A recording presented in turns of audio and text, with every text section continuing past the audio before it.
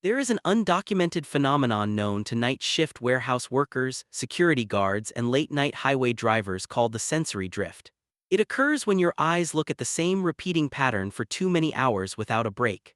The brain, starving for new information, begins to slide out of alignment with the immediate environment. The corners of the room seem to stretch out into impossible geometric shapes, the shadows seem to lag slightly behind the light, and the silence begins to hum with a vibration that feels less like a sound and more like a physical current running through your nervous system. Most people snap out of it with a quick shake of the head or a swallow of hot coffee. But sometimes, if you drift too far into those quiet spaces, you discover that the world you left behind isn't there anymore when you try to return. My name is Ian, and for 5 years I worked as a heavy machinery logistics coordinator at an automated distribution center in eastern Ohio.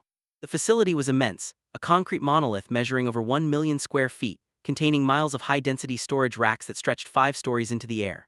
During the day shift, the building was a chaotic beehive of hundreds of human workers, roaring forklifts, and buzzing conveyor belts. But my shift began at 11 at night, long after the day crews had clocked out. My job was to oversee the fully automated sorting grid. I sat alone in a glass-enclosed control pod suspended 40 feet above the main floor, monitoring the software that guided a fleet of hundreds of small, orange robotic rovers as they zipped across a massive steel grid, moving heavy pallets of retail goods into shipping lanes. The facility at night was a study in mechanized isolation. The main floor was kept completely dark to save on corporate electricity costs, meaning the only light came from the small, blinking red and green status LEDs of the rovers moving across the grid below like a colony of bioluminescent insects. The only sound was the endless, dull roar of a massive industrial ventilation fan on the roof, and the rhythmic metallic clatter of the automated conveyor tracks. You get used to the pattern. You learn to predict the exact second a specific rover will turn a corner based on the frequency of its hum. It was a comforting, predictable routine that paid well and demanded very little human interaction. It was during a rainy Thursday night shift in November when the logic of the grid began to fail. It was exactly 2:42 in the morning. I was cross-referencing the inventory logs on my primary monitor when a flashing red error code popped up on the grid interface. Rover 182, a unit assigned to the deepest, most isolated section of the southwest storage racks, had stopped moving entirely. The diagnostic screen indicated a structural obstruction error, meaning the rover's optical sensors had detected something physical blocking its path along the steel track. I pulled up the manual control override on my console and accessed Rover 182's forward-facing navigation camera. The video feed was low resolution, rendered in a harsh monochrome infrared that turned everything into shades of ghostly white and deep charcoal gray. The camera showed the narrow metallic lane between two towering rows of inventory racks. The track ahead looked completely clear. There were no dropped boxes, no loose plastic wrap, and no mechanical debris. I tried to command the unit to override the sensor and move forward, but the system refused, its software insisting that an obstacle occupied the exact center of the track 3 feet ahead of the bumper. I leaned closer to the monitor, adjusting the contrast of the infrared feed. That was when I noticed the distortion. In the exact center of the frame, right where the sensor was reporting the obstruction, the vertical lines of the steel storage racks were bending inward. It wasn't a physical bend in the metal. It looked like a localized ripple in the video compression itself, a small circular pocket of air that was shimmering like heat rising off asphalt on a summer afternoon. As I watched the ripple, the infrared camera began to struggle with the white balance, the screen pulsing violently between pure white and pitch black before the feed completely died, replaced by a line of gray code, system communication timeout. I let out a soft sigh, rubbing the bridge of my nose. A physical sensor failure meant I would have to leave the safety of my control pod, walk down the long metal catwalks to the main floor and manually clear the unit from the track. I grabbed my heavy industrial flashlight from the charging cradle, slipped my high-visibility vest over my shoulders and unlocked the pod door. The air outside the glass booth felt immediately different. It was incredibly dry, cold, and heavy with the sharp, metallic smell of hot grease and ozone. I walked down the steel spiral staircase, my heavy work boots echoing loudly against the metal steps, the sound bouncing off the distant concrete walls of the empty facility. When I reached the concrete floor of the main warehouse, the darkness felt absolute. The high-density storage racks loomed above me like ancient obsidian cliffs, blocking out whatever faint ambient light remained near the ceiling. I switched on my flashlight, the powerful beam of white light cutting a clean, narrow tunnel through the gloom as I began the quarter-mile walk toward the southwest quadrant. The walk took much longer than it usually did. In a space that large, you judge your progress by the numbered pillars painted on the concrete supports. Pillar 10, Pillar 11, Pillar 12, but as I walked past the columns I noticed that the painted numbers were changing. They weren't counting up in a logical sequence. I passed a column marked Pillar 14 but the very next support was marked Pillar 14 again, then Pillar 0. Then a strange, geometric symbol that didn't belong to any language I had ever seen, painted in the same faded yellow stenciled ink as the standard warehouse markings. I stopped walking, my heart skipping a beat as a sudden wave of vertigo washed over me. I turned around, shining my flashlight back down the main aisle toward the direction of my control pod. The glass booth, which should have been clearly visible as a glowing green box hanging from the ceiling a few hundred yards away, was entirely gone. There was only an endless straight corridor of black steel storage racks stretching out into the dark, until the beam of my flashlight died against the heavy shadows. I reached for the two-way radio clipped to my belt, my thumb pressing the talk button. I called out to the main gate security office, asking if they were experiencing a power fluctuation or a system glitch on the main floor. The radio didn't emit the standard static hiss. It began to play a low, rhythmic melody. It sounded like an old, synthesized corporate training video from the early 1990s. The music warped, slowed down, and layered with a heavy echo that made it sound like it was being played at the bottom of a deep concrete well. I unclipped the radio and threw it onto the concrete floor, the plastic casing cracking open as it bounced away into the darkness. The music didn't stop. It continued to drift out of the broken speaker, its artificial melody filling the narrow space between the racks. I decided to ignore the rovers, ignore the shift, and simply find the nearest emergency exit door along the outer wall of the building.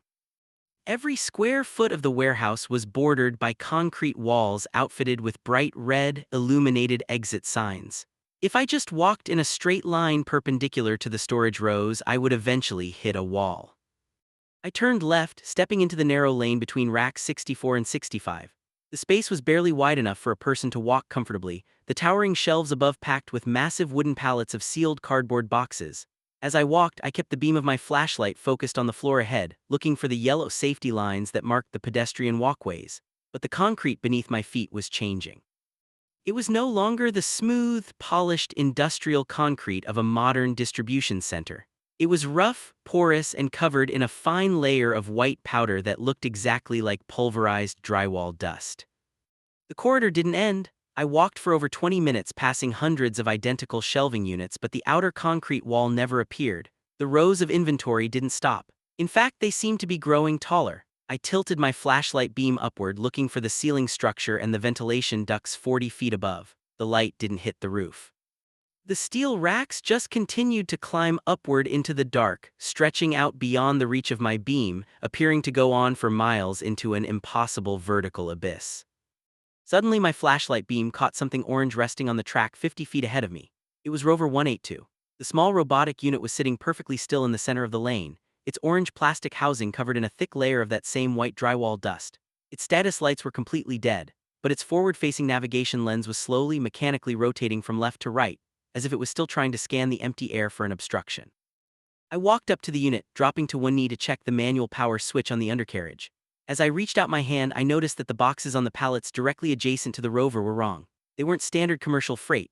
They were plain, unbranded cardboard boxes, completely blank on all sides, without any shipping labels, barcodes, or corporate logos. I reached out and touched one of the boxes. The texture wasn't cardboard. It felt like cold, dense chalk, the material crumbling slightly beneath the pressure of my fingertips. A sound echoed from the corridor directly behind me. It wasn't the clatter of a conveyor belt, and it wasn't the melody from my broken radio. It was the sound of a human throat clearing itself. A soft, polite cough, completely distinct and close by, echoing in the narrow space between the endless shelves.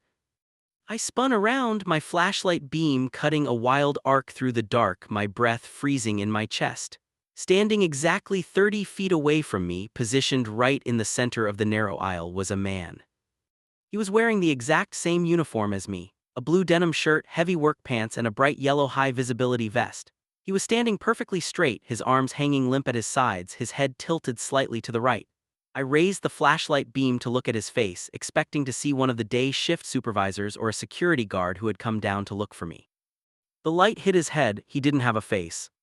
Where his features should have been, there was only a smooth, unbroken expanse of pale flesh that looked like it had been molded out of raw clay. There were no indentations for eyes, no structure for a nose, and no opening for a mouth. It was a completely featureless blank slate, yet the skin was twitching subtly, as if muscles beneath the surface were desperately trying to force their way out to form an expression. I backed away from the figure, my boots hitting the front bumper of Rover 182 with a sharp metallic clang. The moment the sound echoed through the aisle, the faceless man took a step forward. His movement was entirely wrong. His legs didn't bend at the knees, his entire body simply glided forward across the concrete floor, his boots making a dry, scraping sound against the white dust like sandpaper on wood. I didn't think, I didn't plan. I turned around and sprinted down the opposite direction of the corridor, abandoning the rover, my flashlight beam dancing wildly across the endless rows of blank boxes. I ran as fast as my lungs would allow, my chest burning from the dry, ozone-heavy air, my boots kicking up thick clouds of white powder behind me. Every time I turned a corner into a new aisle, hopping to find an exit, I found the exact same view. Endless rows of towering black racks, blank white boxes, and concrete pillars stenciled with impossible geometric shapes. The facility had mapped itself into an infinite, non-Euclidean labyrinth that had no relation to the building I had clocked into at 11 o'clock that night. I ran for what felt like hours, my strength completely failing me until my boots caught on a raised lip in the concrete floor. I fell forward violently, crashing onto the hard ground, my flashlight flying out of my hand and skittering away across the aisle. The bulb shattered upon impact, plunging the corridor into an absolute, suffocating darkness. I lay there in the pitch black, gasping for air, listening intently to the silence of the abyss. The industrial ventilation fan on the roof had stopped. The conveyor tracks were quiet. The only sound left was the dry, slow scraping of boots moving through the dust coming from the aisle directly behind my head. Scrap, scrap, scrap. The sound grew closer, stopping exactly 3 feet away from where I lay on the floor. I closed my eyes, pressing my face against the cold concrete, bracing myself for the touch of those clay-molded hands.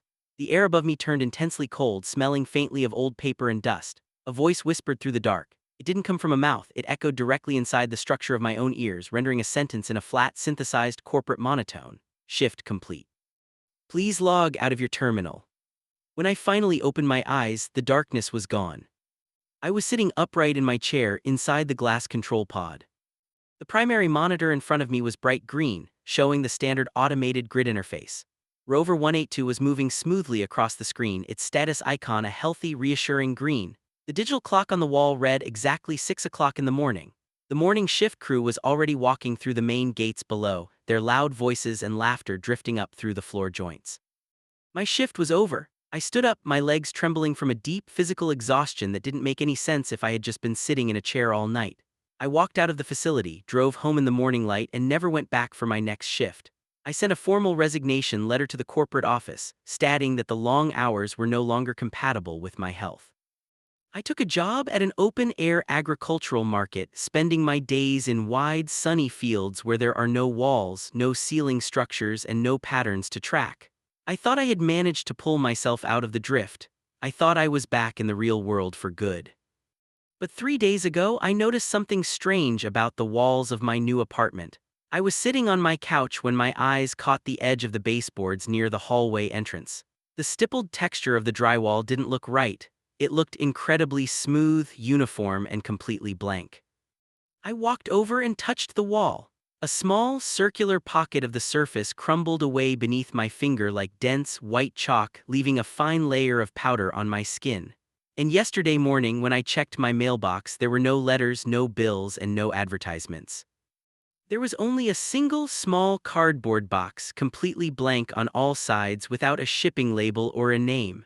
Inside the box was a small, orange plastic status led from a robotic rover, blinking a steady, rhythmic red in the palm of my hand. I am sitting in my kitchen right now, watching the sun set over the open fields outside my window, but the fields don't look as wide as they did last week. The horizon line looks slightly curved, like it's bending inward toward a central point, and if I sit perfectly still in the quiet of my home listening to the space behind my walls, I can hear a soft, polite cough echoing from deep within the air vents. My shift never truly ended. I'm just still waiting for the terminal to let me log out.